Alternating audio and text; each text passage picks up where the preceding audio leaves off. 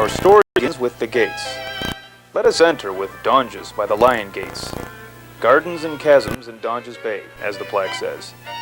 They are some distance south of the entrance to South Ferry Chasm on land then owned by Donges and Musinger, and welcome all to the area. Other gates have been built at the entrance to South Ferry Chasm itself. How open the landscape was in the early days.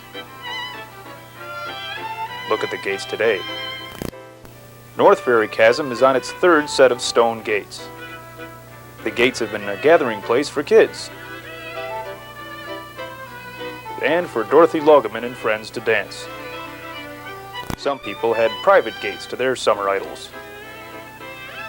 Ferry Chasm was where the upper 3rd Street merchants came on weekends in the summer in their horse and buggies.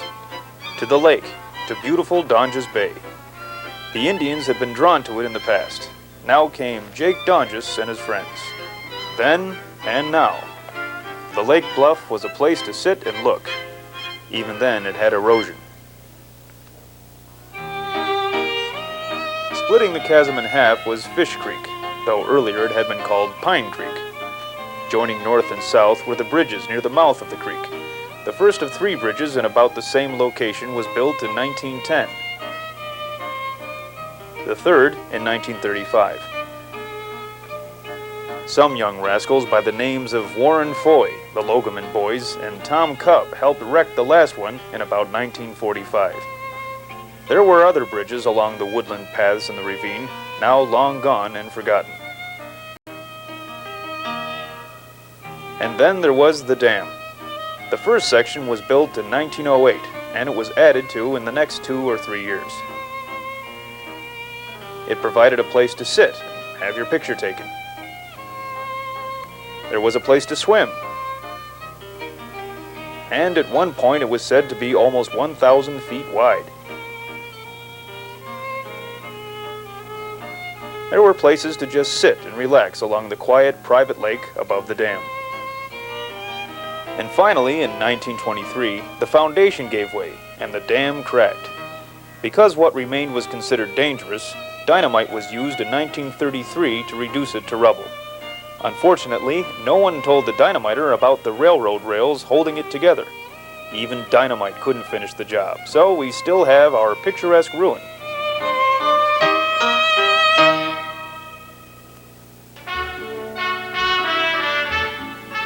There were many paths through the woods and down to the lake.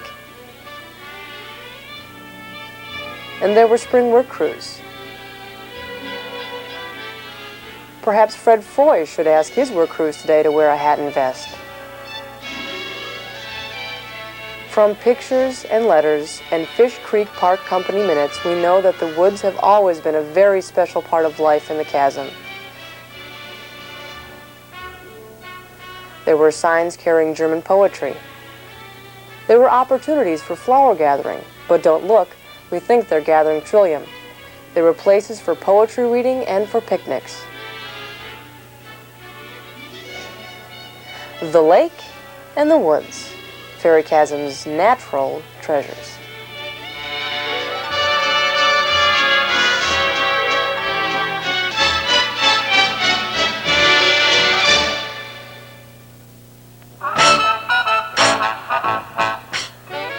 The early residents made certain they had the makings for fun, regardless of the season. On the north side of the ravine, just west of the present path to the lake, there was the pavilion, built sometime before 1915. It was the place to be on Saturday nights in the summer. The kids were sent home at 9 p.m., and the adults danced until the oil lamps gave out or the accordion player wore out his fingers. And oh yes, there was beer. The pavilion was torn down in the 1930s. But the gemütlichkeit remains in the chasm. Although many were summer residents, there were enough staying year-round to keep the social wheel well-oiled. When good times lagged, Jake Donges would fire up the neighborhood with a nightshirt raid.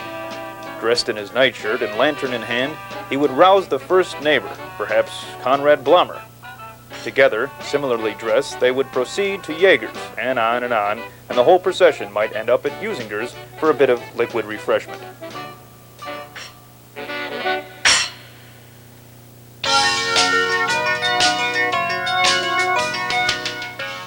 We start our calendar of activities and good times when the chilling winds of Thanksgiving herald in the Christmas and New Year celebrations.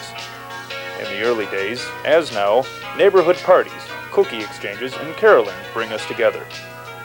Winter provides a resort-like setting for participating in winter activity.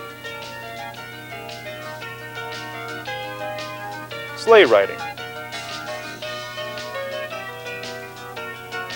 Cross-country skiing and ice skating. And for the more adventurous, there was the toboggan run. Sledding down the beach path and climbing on ice formations on the shore. There was a time when children and fathers relished the snowstorms that made traveling into town impossible and school unattendable.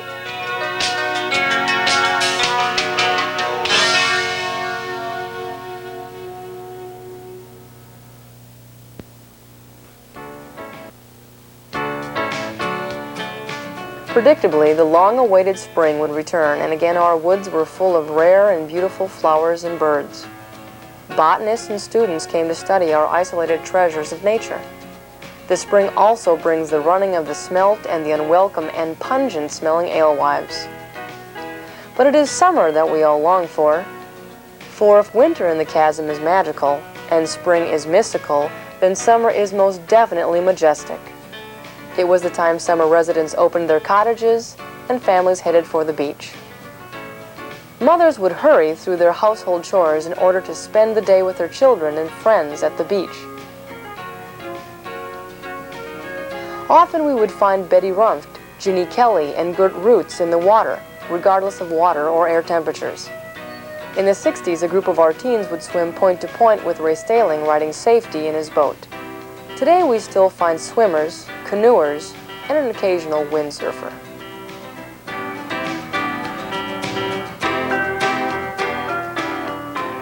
Summer was also the setting for major social events, especially the annual 4th of July celebration. Both North and South Chasms continue to hold patriotic parades and picnics.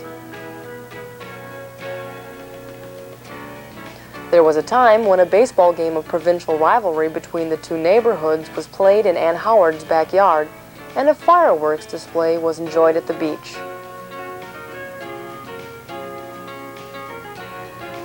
The North Chasm still enjoys a game of baseball in Annie's yard, but now it is the youngsters versus the seniors. In recent years, the North Chasm has added another delightful tradition to its annual 4th of July picnic. Entertainment by our own Fairy Chasm Philharmonic, which includes the young and not so young alike. The South Chasm also has their own resident musical group which leads the annual July 4th parade, a tradition begun with the late Gene Coles.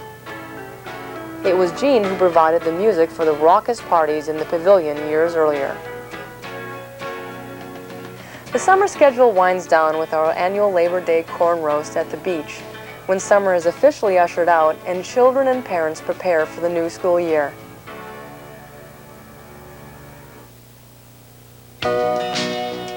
Such is the typical Fairy Chasm social year.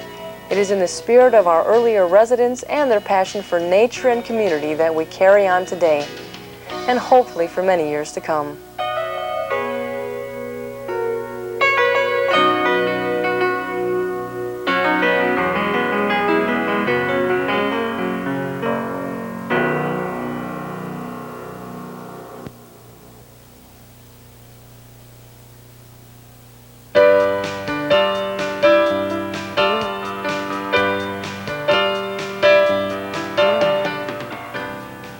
Not everything in the chasm was romantic, playful, or harmonious.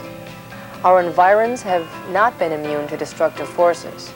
We need think only of the catastrophic failure of the dam as it is seen here at the very beginning of a major spring flood.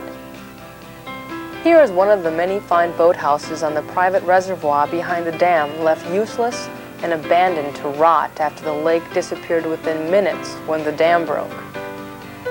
Great storms and surf have buffeted the Donges family, note the trumpet in hand, wrecked ships in our bay, and wrought havoc on our lake bluffs. Well-constructed boathouses and breakwaters have been no match for the lake's winter fury. The first modern boathouse was built by the Stalings in 1958. Note the innovative tramway ascending the lake bluff to the right of the boathouse.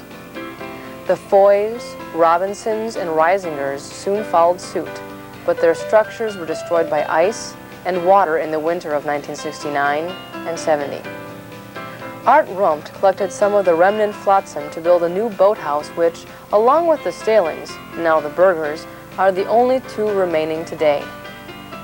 Although this scene may look serene, this picnic is but 5 feet from the bluff, and the entire home behind is the only Chasm home to be jacked up and moved further inland.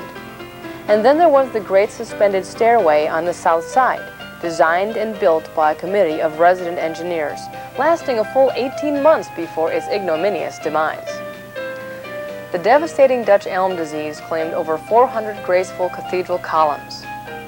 Torrential spring rains continued to cause major landslides on the ravine slopes, not to mention the strange responses from trees which rerouted upside down. Massive snowstorms have buried cars, and here we see Bibi Lindsay after an arduous shoveling. Notice the additional 10 inches of snow which has accumulated on her hat while husband Bud was adjusting the camera.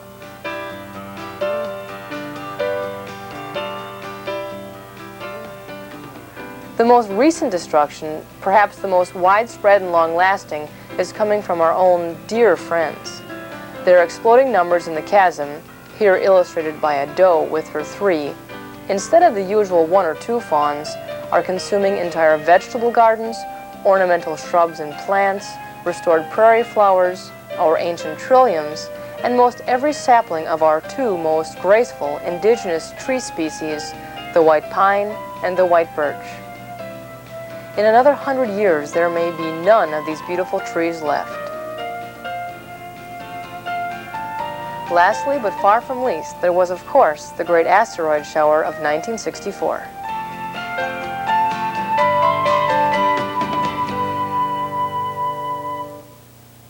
From small and humble, sometimes homemade, sultry summer cottages and simple, joyous country living to commodious, year-round homesteads with modern conveniences, utilities, Cuisinarts, and suburban splendors.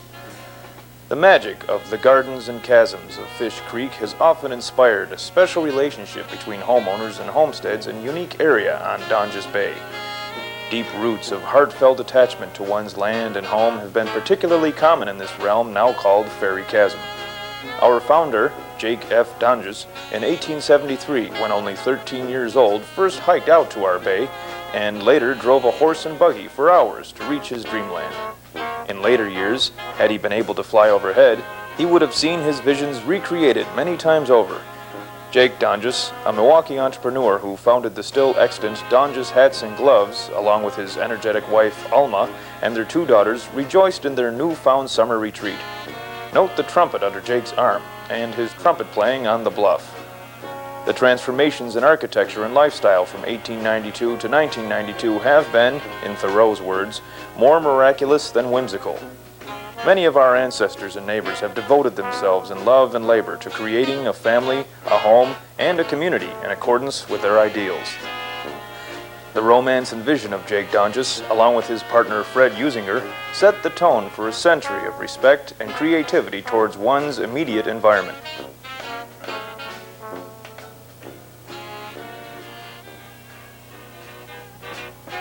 Here is the Usinger Estate home with its flagpole, cannon, and separate kitchen pavilion on the right. Fred is seen here on the left, standing alone in front of the house. Down on our beach, with tents and bandstand in the background, Fred Usinger and Cavalry Troop A practiced their maneuvers. Later, the U.S. Army patrolled the woods, preparing for World War I, forerunners of the current security officers on the north side. The Donges' first cottage, called Shady Nook, was possibly the first home in what was later to become Bayside. Here in front of that cottage is the Usinger family on holiday weekend. Riding in the pony wagon is the father of Frederick Usinger III. And here is the cottage today, fully remodeled by the Maxons. Finally, Jake built his grand estate home with numerous cellars, tunnels, and a cliffside room for viewing Lake Michigan. Its entry was beneath this pergola. Jake's romanticism knew no bounds as he adorned the area with statues, large and small. A caretaker's cottage, a log cabin, was soon built in South Ferry Chasm, shown here hidden behind the maple tree in the upper right, next to the stately Blummer Cottage, of Blummer's chocolate fame, at top center. Incidentally, this is the first known photo of a South Side July 4th parade. The Blummer Cottage remained prominent until it was destroyed to make way for this new suburban home, top center, now owned by the Bruchis. Next to the Blummers was the original and still standing barn, which sheltered horses, a cow, pigs, chickens, and a crank-start touring car. The community circle in front of the barn was then a garden. The Gobble home was built and expanded. Note the water tower at bottom center, used to hold water pumped up from Fish Creek itself. This duplex, later occupied by the Schranks, Coles, Watsons, and Moreaus, is the only residence still owned and lived in by a third and fourth generation family, Ted and Lynn Moreau and their children. On the next lot, Adolph Lowy and his father built this home. Notice the outline of a tennis court in the foreground. They were the forefathers of the only five-generation family still living in the chasm, the third-generation Lowys and the fourth and fifth-generation Branzers. Here is that homestead as it is today, thoroughly modernized and owned by the Londons. Adolph Lowy's brother Louis also built a lakeside cottage, shown here being dismantled, with permission, by a local resident scavenging lumber for his own remodeling. On the left here, next to the quickly disappearing Louis Lowy cottage, is the Jaeger of bakery fame home, eventually to be brilliantly rebuilt by the Hensons. Then and now,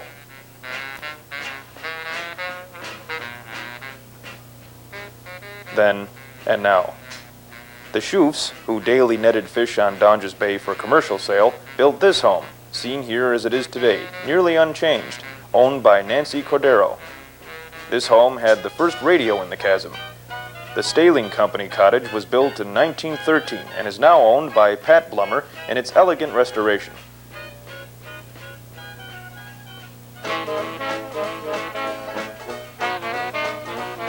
The last cottage on Lake Drive, built by the Gerhards and called Pine Point, was expanded several times to accommodate ever more grandchildren.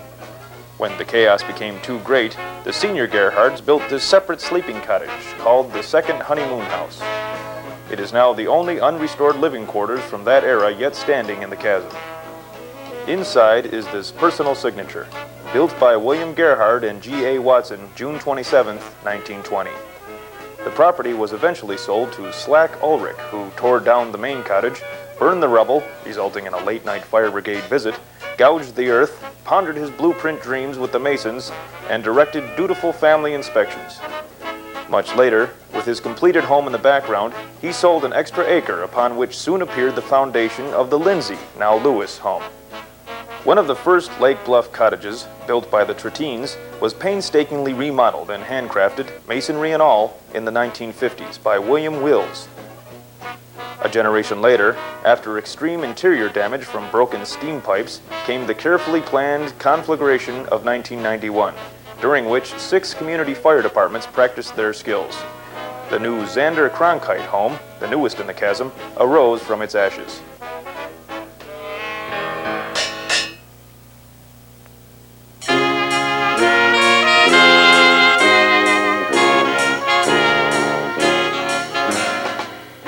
In the North Chasm, the first house that we know of was built in 1829, long before Donges was born. It became known as the Caretaker's Home, later refurbished, now owned by the Nielsens. After the Fish Creek Park Company was formed, approximately 20 dwellings were constructed as summer cottages. Looking north, we see what is now the Sheldons, Hollanders, Jensvolds, and Hilts. The cottage built by Hugo Zedler is now the Caseys. Here's the red brick house built by Judge Elsner, past and present. The first year-round home was built by Audemars Logeman in 1928. During Prohibition, the Zetnig home had a still in a secret room in the basement under the garage. This most likely supplied the pavilion parties, and many others, with alcohol. The home is now owned by the Branzers. Around 1950, the Nelsons built the last purely summer cottage, now the Lemkes. In the decade of the 50s, almost 25% of today's homes, such as the Princes, were constructed. Several of the summer cottages were demolished, and new homes were built in their place, like the Granzos, and later the Bilgos. Most of the others, like the Hilts, remodeled theirs into year-round homes.